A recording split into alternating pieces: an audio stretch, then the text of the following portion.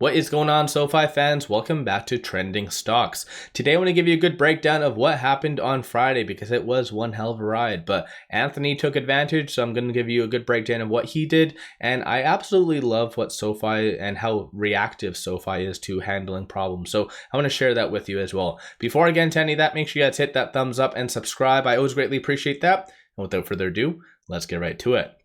So when it came down to Friday, I took advantage because, hell, SoFi is an amazing stock that's going to be net profitable 2024. Why not double down? Why not increase your position? So at $5.60, I did in fact increase my position. And during the actual sell-off, I did have a second order at $5.20, but unfortunately, only hit $5.21. But it did get bought up very fast. But when it comes down to it, in case you do not know or potentially live under a rock, the whole issue with Silicon Valley Bank is really causing a lot of ripples across the economy. And like I said, when it comes down to SoFi, they are very, very proactive at handling situations and reassuring its investors. So you can even see this right here on their website. So they already do a talk on keeping your money safe at SoFi and talks on how the FDIC covers them up to $250,000 per account, $500,000 for joint accounts. And it does say 90% of our deposits are under those limits and fully insured. So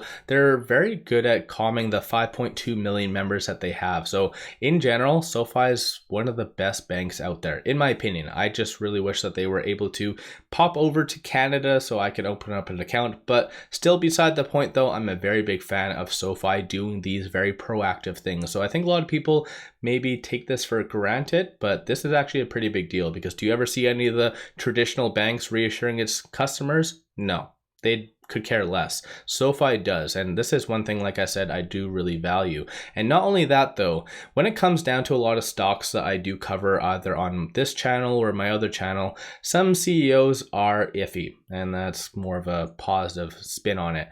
But when it comes down to, for instance, Anthony Noto, I frequently bring up all the time that he is the absolute best CEO that anyone could ever ask for, because a lot of people like to just freely say, oh, buy the dip, and a lot of other CEOs just get money from the company through either restricted stock or just warrants or something like that.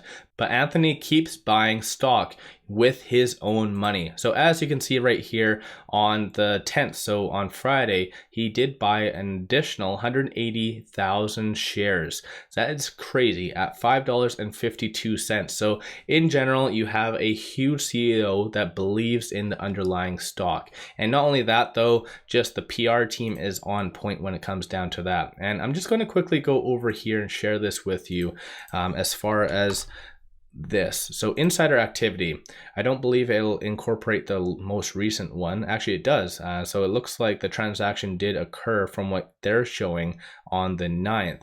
But Anthony constantly buys so much shares with his own money. The last time it does look like it occurred was around December-ish, where he bought 300,000 and then also 225,000 at the $4 range or $4.50 range. So he's one of those CEOs that absolutely loves to buy the dip because he believes in the underlying business. And I think in general, like I said, a lot of people just take that for very much big granted. So even though there is a lot of fear in the market, most likely that's going to roll over into next week, especially as well with right here the data coming out. So CPI on Tuesday, PPI, and also retail sales on Wednesday.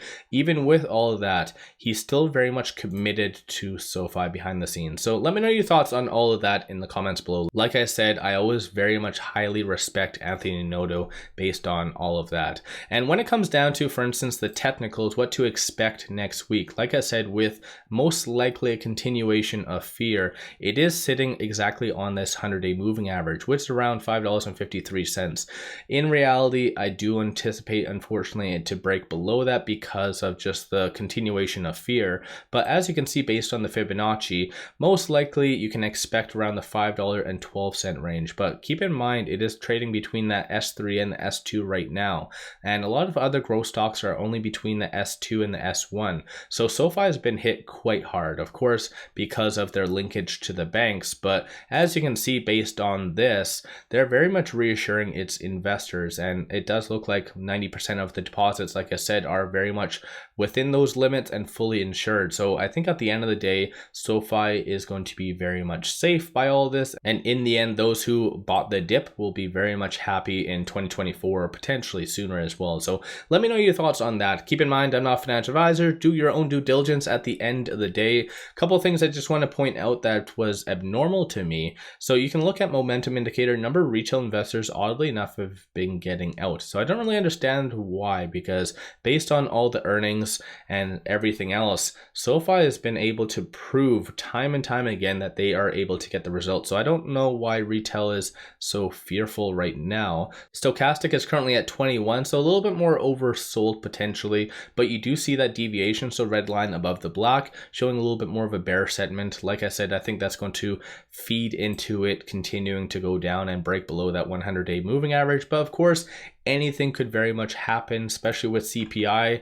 CPI could very much be very, very low, and then people would forget all about the whole Silicon Valley Bank and a lot of the other regional banks and various other things, and definitely cause a good rally. But once again, this is just my thoughts on potentially where things might be going. Just wanted to share my thoughts as well on why I think Anthony is probably one of the best CEOs, and SoFi in among itself is a gold mine. So let me know your thoughts on all that in the comments below. If you haven't already, hit that thumbs up and subscribe. I always greatly appreciate that. And if you do like my SoFi content and want to support the channel, take a look at my memberships, link in the description below, or just hit the join button at the bottom of the screen. With that said, appreciate you guys watching. Let's all make a lot of money on SoFi.